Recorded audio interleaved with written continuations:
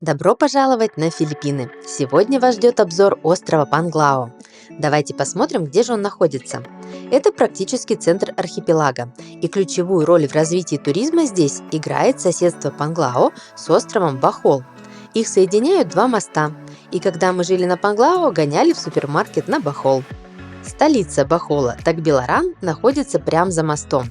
Это маленький азиатский городок с больницами и невесть какими, но все же торговыми центрами. Тут есть порт, но нет красивых пляжей. Поэтому и экспаты, и туристы предпочитают останавливаться именно на Панглао, ближе к белому песочку и большому выбору кафе и отелей. А на Бахол едут просто на экскурсии, любоваться символами Филиппин, шоколадными холмами и долгопятами. Но об этом подробно в следующем выпуске. Сегодня хочу показать вам, чем заняться именно на Панглао. Кстати, один из плюсов Панглао – это логистика. Во-первых, здесь есть свой международный аэропорт.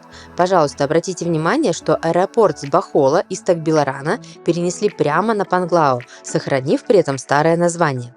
Теперь от аэропорта до центра туржизни Алоны буквально пара минут на трицикле или автобусе. Да, в общем, и пешком можно, если очень надо сэкономить и остались силы после перелета. Также прямо за мостом находится морской порт Такбиларан, поэтому сюда легко добраться на пароме с других островов – Сибу, Сикихор, Негрос и некоторых других. Что ж, отправимся на знаменитую Алону. Это уже давно не только название пляжа Алона-Бич, но и в целом теперь название целого района, где бурлит жизнь. Главная доминанта и точка сбора здесь – это Макдональдс. На главной дороге полно кафешек. Кстати, на канале уже есть 2 видео с обзором топ-30 ресторанов на Панглао. Обязательно посмотрите, будет полезно. А мы с вами идем гулять по вечерней Алоне. От Макдональдса идет короткая дорожка вниз, к пляжу. Кругом торговля, массаж, сувениры и кафе вперемешку. В такой конкуренции каждый зазывает туристов как может. Кто флаерами, кто танцами. Давайте заглянем в парочку сувенирных лавок. Обожаю этих акул, больше похожих на тюленей, согласитесь, супер милые. Здесь продают продукцию из папайи, сироп из каламанси, это местный цитрус, ну и куда же без кокосового масла. В целом ничего сверхъестественного. Вот еще одна лавка прямо у входа на пляж с ловцами снов и каменными фигурками. Вас будут уверять, что это хендмейд. Не верьте, обычный бетон из формочек. Такие же продают на Боракае. Идем дальше. Тут тебе и кальянчики, и фрукты, повсюду музыка, классное настроение, расслабленная атмосфера, множество кафешек на берегу. Никаких понтов, пластиковая мебель или пуфики, главное – звуки волн. Кто-то развлекается с татухной, другие чилят на массаже, а самые отважные, завидев рыбака с уловом морских ежей, решаются попробовать экзотику. Икру едят сырой, вам ее нашкрябают в стаканчик, польют уксусом и готово. Пробуйте. Женя, например, мой очень любит, но я всегда предупреждаю, что лучше убедиться, что ежи еще шевелят иголками, то есть максимально свежие. В общем, тут практически всем найдется занятие по интересам. Хотите сами попеть или послушать живую музыку – пожалуйста. Филиппинцы славятся своей музыкальностью. Хотите потанцевать? К вашим услугам скромные бамбуковые бары с дешевыми коктейлями, зато работают до 4 утра. Признаюсь, атмосфера на Алоне в свете ночных огней мне лично нравится куда больше, чем днем. Даже морепродукты ярче и колоритнее при таком освещении. Жмите скорее на лайк, если тоже хотели бы сейчас оказаться тут и чилить на берегу с бокалом пенного. Кстати, про пенное. Ищите на карте ирландский паб. Во-первых, там вкусно, а во-вторых, около него стоит большая сцена. До заката тут проходит зумба, можно присоединиться и потрясти булками, а позже можно застать фаер-шоу. Реально очень красиво ребята выступают. Вернемся на главную дорогу. Хочу вам еще показать магазин действительно аутентичных и хендмейд изделий, в основном произведенных на острове Минданао. Здесь и традиционные украшения из бисера, и натуральные ткани, и сумки с перламутром из ракушек, плетеные изделия, украшения из металла. В общем, девочки, обязательно заглядывайте, что-то интересное на память точно здесь можно найти. Всем привет! Меня зовут Аня, за камерой Женя, и мы уже 5 лет живем на Филиппинах. Большую часть времени на островах Боракай и Панглао, который соединен еще с большим островом Бахол. Мы изучили эти локации вдоль и поперек и составили для вас подробнейшие путеводители. Вы найдете в них цены, экскурсии, нетривиальные локации, классные кафешки, развлечения и так далее. Подробности, конечно же, будут по ссылочкам под видео, а по промокоду YouTube вы получите 10% скидку на приобретение гайдов. Путешествуйте по Филиппинам легко с нашими путеводителями. А теперь перенесемся в дневное время. Надо же и сам пляж оценить. Перед вами прекрасная картинка. Голубая водичка, белый песок. Но скажем честно, так тут далеко не всегда. Это просто сошлись хороший прилив и яркое солнце. А в целом пляж на любителя. Отметим плюсы. Он не мелкий, и тут довольно рано глубина. Ну и всякие заросли морские довольно близко. Видите, там темная часть, там, конечно, уже можно снорклить, увидеть ежей и звезд морских, но лично для меня это минус. Я люблю дно с песочком и без сюрпризов под ногами. Мои главные претензии к Алоне в том, что пляж какой-то неуютный. Во-первых, здесь очень мало места, в том смысле, что и пляж небольшой, а народу много, а во-вторых, крайне узкая полоска песка. Тут такое маленькое расстояние от кафе до воды, и оно все заставлено. А хочется лежать под пальмой, а не под чьим-то столиком. Из-за того, что в прилив вода подходит очень близко, берег буквально размывается, оголяются корневища деревьев и мешки для укрепления торчат как на стройке. Согласитесь, с такого ракурса это не выглядит как райское место. Поэтому на мой личный вкус этому пляжу можно поставить 3 с плюсом. Мы здесь никогда не купаемся. Приходим просто погулять, встретиться с друзьями, полюбоваться закатом и, конечно, поесть. А есть ли на Панглау более подходящие места для пляжного отдыха и снорклинга? Конечно, есть. За роскошным белым песочком отправляйтесь к отелю «Океаника». Здесь самый широкий, самый благоустроенный и вылизанный до блеска участок довольно длинного пляжа Думальюн. Этот отель предлагает дэй-пасс, по которому вы можете пользоваться и бассейном, и лежаками, душем и так далее. Но если не хотите тратиться, купите коктейль в баре и при наличии свободных лежаков можете ими тоже воспользоваться. В целом пляж этот не частный и не платный, но мне кажется, будет наглостью припереться сюда со своим полотенцем и не купить даже напиток. Тем более, что у них почти весь день акция 2 по цене одного. Как я уже и сказала, этот пляж огромный. Если пойти по нему от Океаники налево, то сначала будет еще один 5-звездочный отель Бахол Бич Клаб, а потом, чем дальше, тем проще будут отели и кафе, вплоть до совсем local style заведений с мангалами и караоке, и кучей бездомных собак в придачу. У Думальюна по сравнению с Алоной есть один большой недостаток – здесь мелко, и в отлив почти невозможно купаться. Поэтому, господа туристы, запоминаем, в целом на большинстве пляжей Филиппин ярко выраженная зависимость от приливов и отливов. Сейчас наглядно покажу. Ровно в одной локации мы снимали 3 раза. День первый – 2 часа дня, прилив всего 1 метр. Считай, что отлив, потому что посмотрите, как оголились камни. На следующий день мы снова сюда пришли в 11 утра, чтобы поснимать, как выглядит прилив в 2 метра. Поели в кафе, погуляли, и вот в районе 3 дня вода снова ушла. Опять 1 метр и голые камни. Согласитесь, разница очевидна. Приливы меняются в течение месяца в зависимости от фазы Луны. Поэтому, если вам важно прийти в самый удачный момент и получить максимально красивую картинку, качайте приложение «Приливы» и ориентируйтесь на них. Мы обычно выбираем регион Себу, если там нет Бахола или Панглау. Ребят, мы делаем полезный контент для вас. Поддержите, пожалуйста, видео лайками и комментариями. А в следующей локации можно не заморачиваться с приливами. Здесь всегда глубоко. Я говорю про риф Напалинг. Заметьте, тут уже слово «пляж» даже не фигурирует, потому что его там нет. Есть спуск сразу в воду, где буквально через 10 метров начинается отвесная стена рифа. Как сюда попасть? Приезжайте на трицикле к отелю Каликасан Дайв Резорт. Оплачивайте вход и снаряжение для снорклинга и наслаждайтесь кораллами и рыбками. Хотя рыбками это скромно сказано, на Напалинге живет настоящий косяк сардин. Вы сможете плавать в огромном облаке из блестящих созданий. Это незабываемое зрелище и ощущение восторга. Всем однозначно рекомендуем. Вообще подводный мир на Филиппинах просто невероятный. Это одна из причин, почему сюда стоит ехать. Ведь страна расположена в коралловом треугольнике. Этот регион считается центром мирового морского биоразнообразия. А еще на Филиппинах очень приятные цены на дайвинг и фридайвинг. Поэтому вот вам еще две идеи, чем заняться на Панглау – обучиться погружению в этот дивный мир.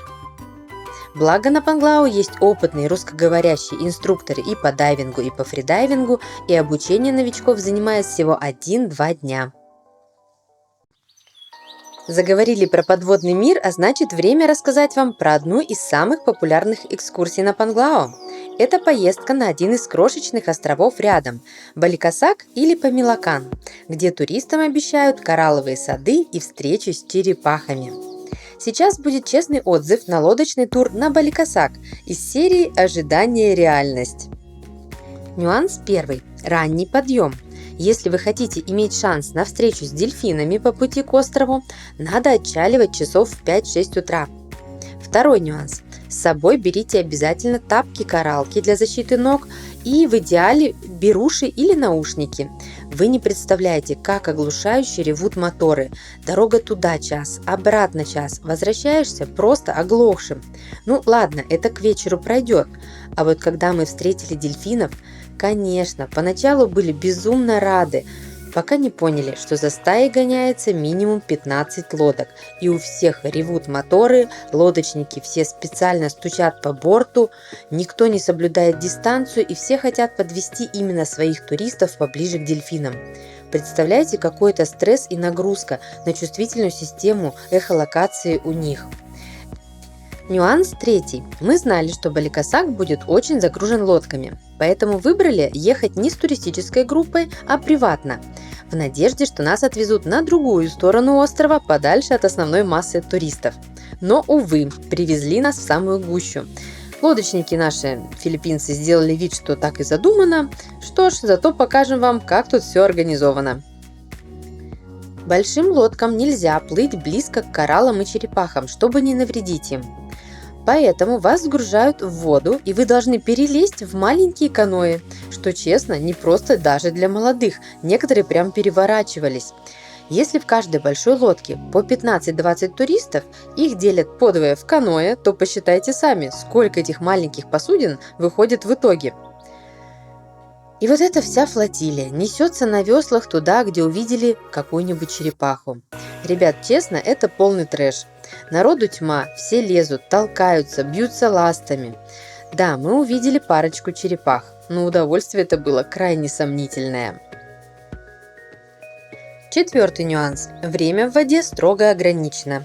Вас быстренько увозят на берег, и там уже, пожалуйста, гуляйте, покупайте сувениры, можно поесть в кафе за свой счет или просто поплавать у берега. И больше всего бесит, что времени на суше у вас больше, чем в воде.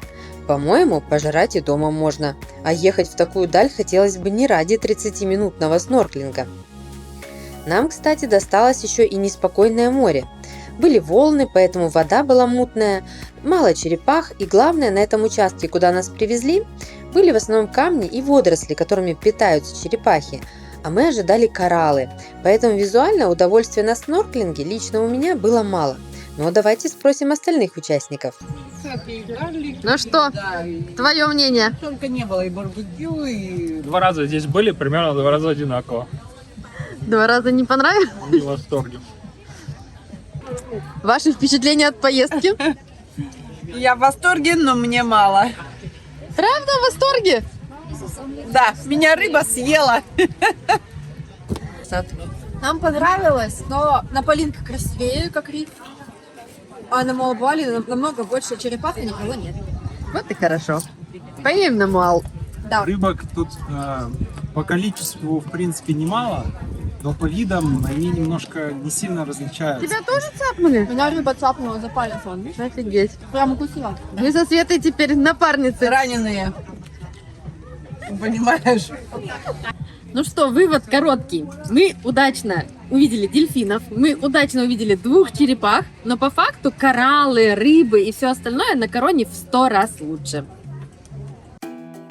Ладно, не будем унывать, идем купаться, пока есть время. Вот тут, кстати, снова очень пригодились бы кораллки, потому что пляж усыпан острыми обломками кораллов, и ходить прям реально больно. Зато какая красота вокруг, согласитесь? На суше на Балькасак мы провели около 1,5 часов и уже в 10 утра отчалили к следующей локации – Virgin Island. Боже, вот тут нас ждал настоящий рай в моем понимании. Virgin – это небольшая песчаная коса, белоснежная отмель посреди лазурной водички. Здесь так красиво, просто нет слов.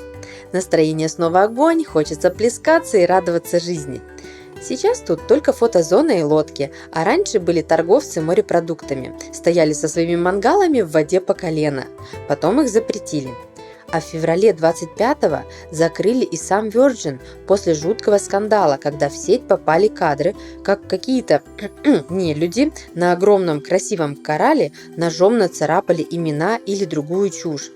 И в итоге остров был закрыт почти год, буквально на днях пришла новость о возобновлении туров туда. В общем, вернулись на Панглау мы уже в 12 дня. Поездочка выдалась неоднозначная, а стоит ли ехать на Баликасак, решать вам. Памелакан, кстати, расположен чуть подальше, и говорят, обычно там меньше людей, а кораллов побольше. Так что делайте выводы. Если на Балькасаге вам не хватило водных процедур, отправляйтесь в пещеру Хинагданан. Это, пожалуй, главная достопримечательность самого Панглау. Пусть вас не пугает слово «пещера», тут все прилично организовано, есть касса, оборудованные ступеньки с поручнями, освещение внутри. Буквально пара шагов вниз в подземелье, и перед вами природный бассейн с кристальной водичкой. Тут внутри очень душно и влажно, поэтому окунуться в прохладную воду вдвойне приятнее. В общем, развлечение минут на 20, но заглянуть, я считаю, стоит. Кстати, исследовать остров можно в рамках экскурсии Панглау Land Tour. Она рассчитана на полдня. Просто кроме пещеры, там большое внимание и время уделено 2 храмам. Для верующих филиппинцев это, конечно, важные локации, а туристам часто бывает скучно. Еще обычно включают музей ракушек и Бахол Бифарб. Давайте мы вам все покажем, а вы уже решите, надо оно вам или нет. Сейчас мы с вами на Побласьоне. Это как административный центр острова. Помимо храма Святого Августина, тут рядом еще школа, иммиграшка и так далее. Вообще очень оживленное местечко. Территория вокруг собора – это место притяжения молодежи. Они просто тусят тут на лавках, снимают тиктоки, занимаются спортом. Есть тут и корт, и баскетбольная площадка. Вечером проходят службы, днем играют свадьбы. Но самое яркое событие года, связанное с храмом, это фестиваль в честь того самого Святого Августина. Он является покровителем острова Панглау.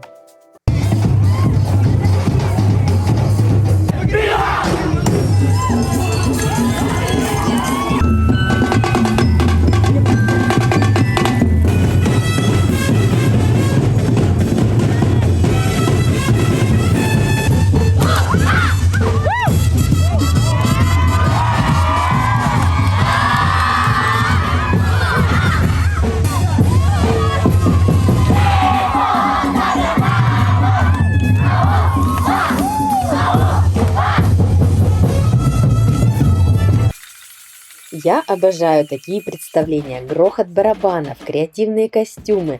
Здесь как на карнавале в Рио-де-Жанейро. Разные районы готовят свои танцевальные номера, продумывают образы, и у каждой группы есть своя королева в огромном пышном платье.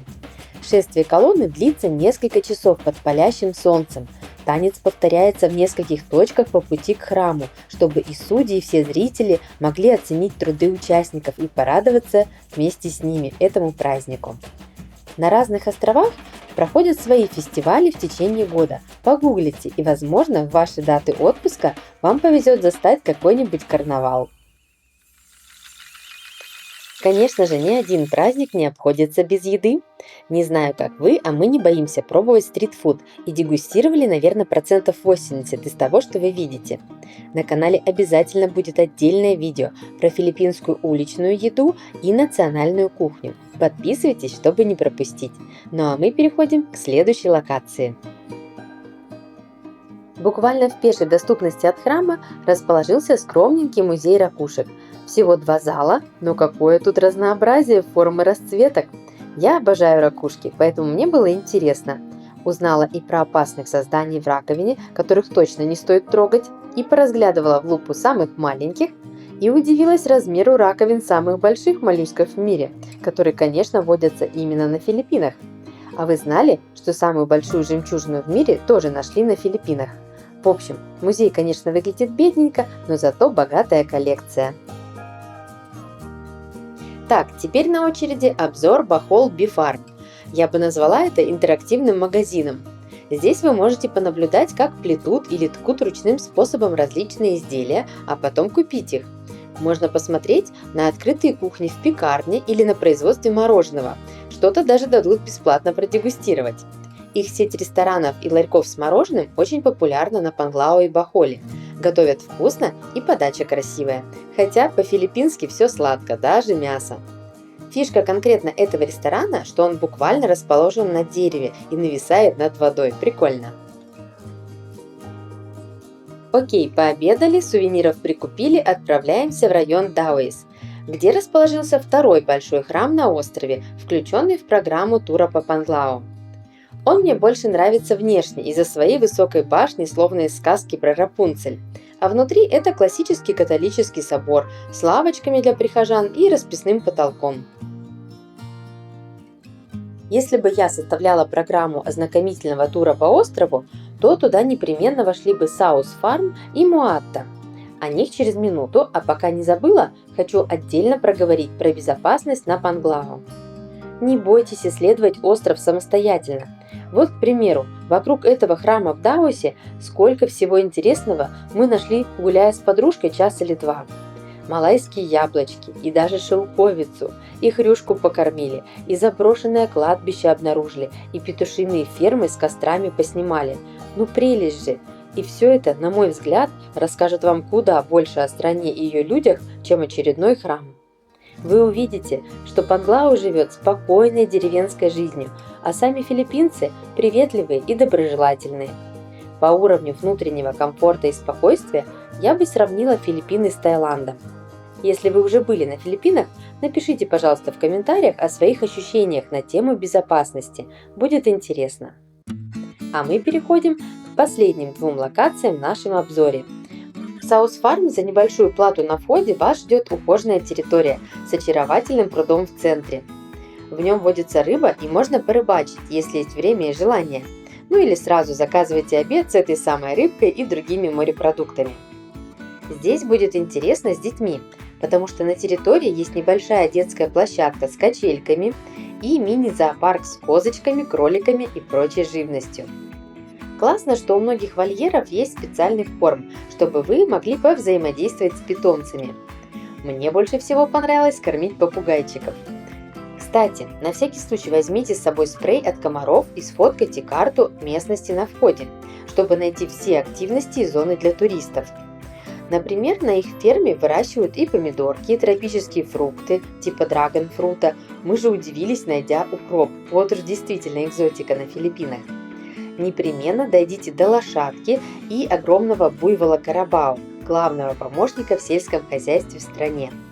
В общем, тут уютно и очень тихо, можно прям отдохнуть от суеты. Серьезно, на Алоне бывает так шумно и многолюдно, вам все время что-то хотят продать. А еще бесит, что на главной туристической улице нет тротуаров. Если вам тоже станет некомфортно на Алоне, поезжайте в Муатта. Тут построили кусочек цивилизации с плиткой под ногами, лавочками и фонтанчиками. Сюда доезжает совсем мало людей, а зря. Зацените хотя бы эти гигантские ворота, украшенные резьбой по дереву. Муатта, по сути, это небольшой торговый ряд с магазинами и ресторанчиками. Не стоит ожидать прям многого, но парочка вкусных заведений и интересных сувенирных лавок тут есть. Например, вот этот магазин шоколада. Здесь можно попробовать качественный шоколад с необычными вкусами и купить тот, что вам понравится. По-моему, это хороший подарок с Филиппин. У них совмещены магазин и кафе, поэтому тут можно насладиться и кофе, и горячим шоколадом. Аромат стоит волшебный. В следующем выпуске с Бохола поедем с вами на ферму, где выращивают какао и учат делать шоколад. Так что жмите на колокольчик, чтобы не пропустить. Муатта расположился на пляже Долха. Давайте погуляем и рассмотрим подробнее, что тут есть. Слева пятизвездочный отель Модала Бич Резорт. При таком приближении очень привлекательная картинка. Но если отлететь подальше, вот вас впечатляет этот пляж? Меня нет. Обратите внимание, еще и стройка рядом. Отлетим немного в другую сторону и увидим еще один красивый отель 5 звезд – Бельвью. Кстати, здесь тоже есть Day Pass. Напоминаю, еще больше полезной информации вы найдете в наших путеводителях. Ссылочки под видео. Снаружи отели выглядят классно, но не знаю, как они выживают, потому что туристов тут практически не видно. И я их понимаю, я бы на этот пляж тоже не хотела. Настолько тут мелко и водорослей полно. Для интереса, кстати, сравнила стоимость одних суток проживания на примере февраля 26-го. Конечно, эти отели в 2 раза дешевле, чем Океаника и Бохол Бич Клаб. Ну и понятно, на пляже Думальюн картинка точно круче. Сегодня ночью был прилив 2,5 метра.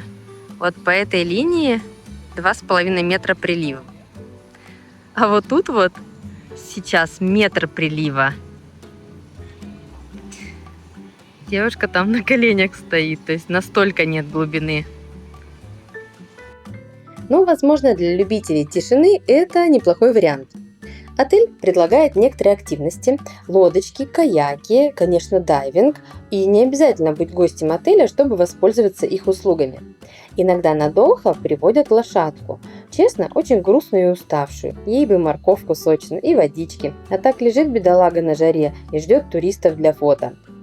В общем, не знаю, как вы, а мы не воспринимаем этот пляж как место для купания, но с удовольствием приходим сюда вечером побродить, подышать, посмотреть закат. Чтобы закрыть уже тему с пляжами Панглао, покажу вам еще 2 и расскажу, почему они могут быть интересны. На этой же стороне острова еще один большой пляж – Момо. Классное название – Момо Бич, запоминается легко. Турист может оказаться здесь только что ради отправления на лодке в Ослоп, чтобы поснорклить там с китовыми акулами.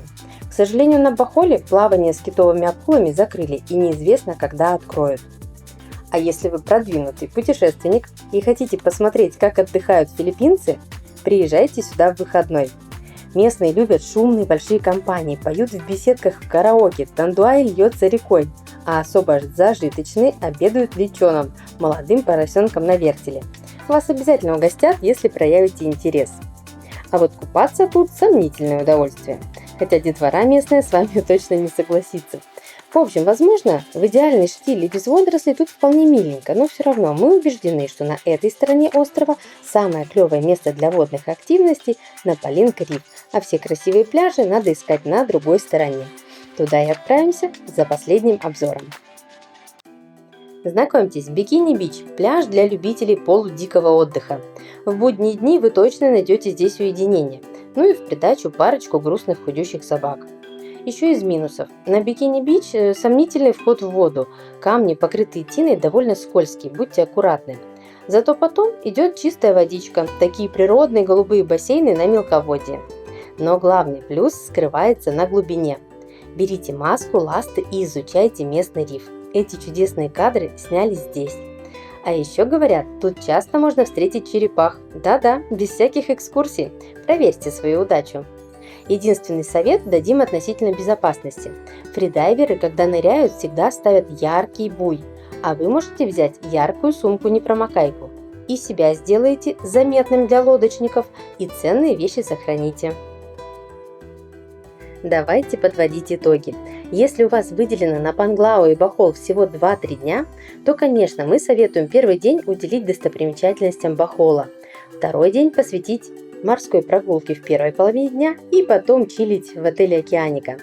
А в третий день понырять с сардинками на Напалинге, заглянуть в пещеру и потусить вечером на Алоне. Для первого знакомства это, наверное, самые интересные локации.